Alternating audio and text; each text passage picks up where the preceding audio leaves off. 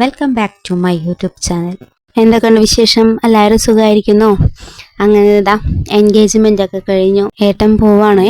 അപ്പോൾ അതിൻ്റെ തയ്യാറെടുപ്പുകളാണേ. അപ്പോൾ ഞങ്ങളിതാ തലേ ദിവസം എല്ലാം സെറ്റ് ചെയ്യുക, ഏട്ടനെല്ലാം സെറ്റ് ചെയ്ത് വെക്കുകയാണേ. ഇതിൽ കൂടുതലും പാർസലാണേ. അങ്ങോട്ട് ഷാർജയ്ക്ക് കൊണ്ടുപോകാനുള്ള ഏട്ടൻ്റെ റൂമിൽ 2-3 ചേട്ടന്മാരുണ്ട്. അപ്പോൾ അവർക്ക് കൊണ്ടുപോകാനുള്ള കുറച്ച് സാധനങ്ങളാണ്. അങ്ങനെ അച്ചാർ പാക്ക് ചെയ്യാനുള്ള പരിപാടി കേട്ടോ.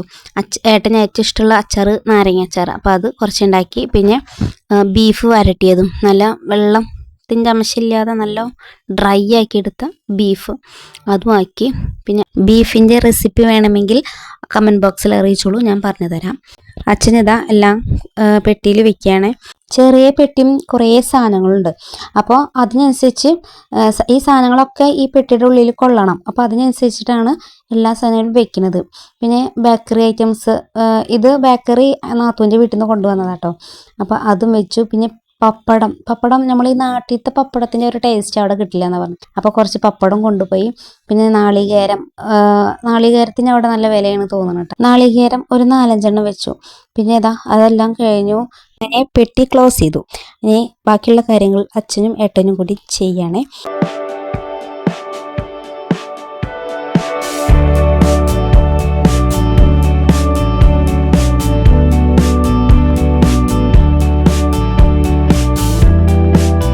പിന്നെ പെട്ടിയിൽ ഒട്ടിക്കുള്ള പേരും കൊച്ചി ടു ഷാർജ അതൊക്കെ എഴുതാണ്.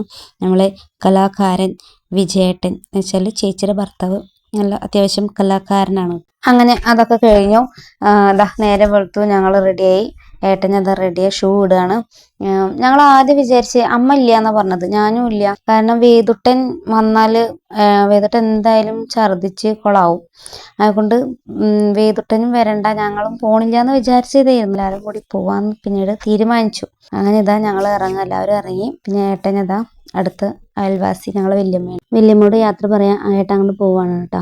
പിന്നെ വേദുട്ടൻ കാവടി തുള്ളി പോകുന്നുണ്ട്. എന്താ അവസ്ഥ എന്നറിയില്ല, കാരണം വേദുവിന് തീരെ ട്രാവൽ ചെയ്യാൻ പറ്റില്ല. പ്രത്യേകിച്ച് ഇങ്ങനത്തെ കാറിലൊക്കെ ആണെങ്കിൽ കുട്ടിക്ക് തീരെ പറ്റില്ല, എന്തായാലും ഛർദിക്കും. പിന്നെ മറിച്ച് ബൈക്കിൽ ആണെങ്കിൽ കുഴപ്പമില്ല കേട്ടോ. ഞങ്ങൾ പിന്നെ ബൈക്കിലാണ് കൂടുതൽ പോണത്, അതുകൊണ്ട് അങ്ങനെ അത് പ്രശ്നമില്ല. പക്ഷെ ഇങ്ങനത്തെ കാറിലൊക്കെ ആണെങ്കിൽ വേദു എന്തായാലും ഛർദിക്കും. പിന്നെ റിച്ചും, പിന്നെ ഈ ഛർദിക്കിനെ കണ്ട ഞാനും കൂടി ഛർദിക്കും. അങ്ങനെയാണ്. അപ്പോൾ നമുക്ക് എന്തായാലും നോക്കാം.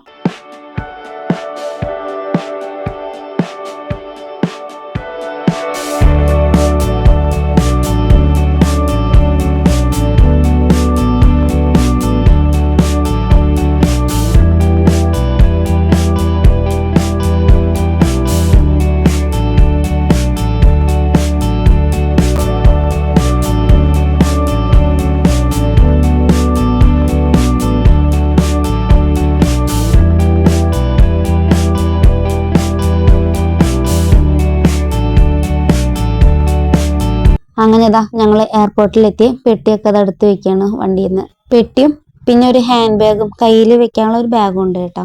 അങ്ങനെ പെട്ടിയുടെ മേലെ കയറിയിരിക്കാൻ പിന്നെ ഒരാളുണ്ട്. ഏട്ടൻ വന്ന ഒരു വീഡിയോയിൽ, ഞാൻ എടുത്ത വീഡിയോയിൽ അവൻ തന്നെ ഇരുന്നിരുന്നത് കേട്ടോ.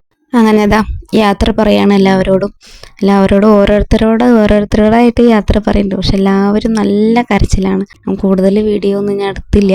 ഈ പ്രവാസി ജീവിതം എന്ന് പറഞ്ഞത് അതൊരു സംഭവം തന്നെയാണ്. അത് പ്രത്യേകിച്ച് നമ്മളെ വീട്ടിലത്തെ ഒരു ആളും കൂടിയാണെങ്കിൽ അതിൻ്റെ ഒരു ഫീൽ എന്താണെന്ന് നമുക്ക് നന്നായിട്ട് അറിയാം. അതൊന്ന് വേറെ തന്നെയാണ്, അത് അനുഭവിക്കുക വേണം ശരിക്കും. പിന്നെ ഒന്ന് ആശ്വസിക്കാം, 10 മാസം കഴിഞ്ഞാൽ ഏട്ടൻ വരും, കല്യാണത്തിന് ഇനി വരുള്ളൂ. അങ്ങനെ ഏട്ടൻ പോവാണ് ഗൈസ്.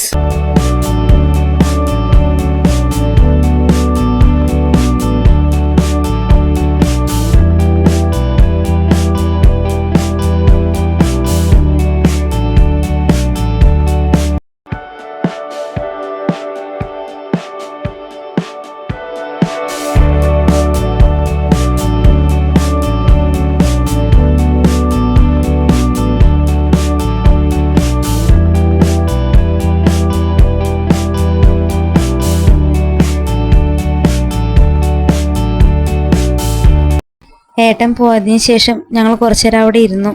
അപ്പോൾ ചാരു കളിക്കുകയാണ്. അവിടെ നടക്കാൻ നല്ല സുഖമുണ്ട് തോന്നുന്ന ആൾക്ക്. അപ്പോൾ കുറേ നേരം അവിടെ നടന്ന് കളിച്ചേ. പിന്നെ ഏട്ടൻ ചോറൊന്നും കഴിച്ചില്ല. ഏട്ടൻ വേണ്ട, ബിസ്ക്കറ്റും കഴിച്ചത്, ചോറ് വേണ്ട. വീട്ടിൽ നിന്ന് വരുമ്പോൾ കുറച്ച് ചോറൊക്കെ കഴിച്ചിട്ടാണ് വന്നത്. പിന്നെ ചോറൊന്നും വേണ്ടാന്ന് പറഞ്ഞു. അങ്ങനെ ഞങ്ങൾ അവിടുന്ന് മെല്ലെ ഇറങ്ങി.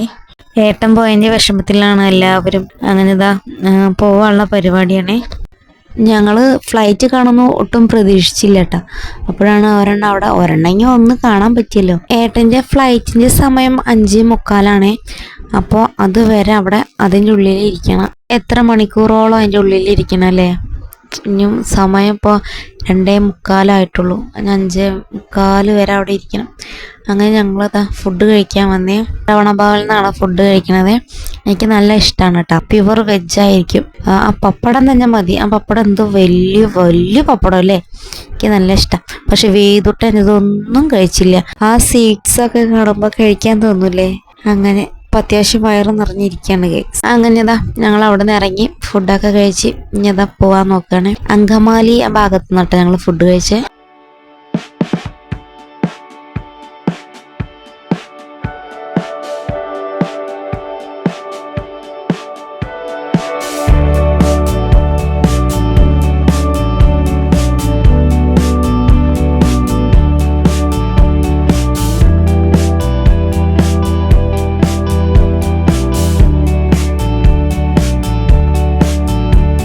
ഞാൻ പറഞ്ഞില്ലേ ഗൈസ്, വേദുട്ടൻ്റെ ആ കാവിടിത്തുള്ളിൽ വരവ്, അത് ഛർദിക്കുന്നു പറഞ്ഞ ഛർദിക്കും. അതാ ആകെ ക്ഷീണിച്ച് കിടക്കുകയാണ് ഗൈസ്.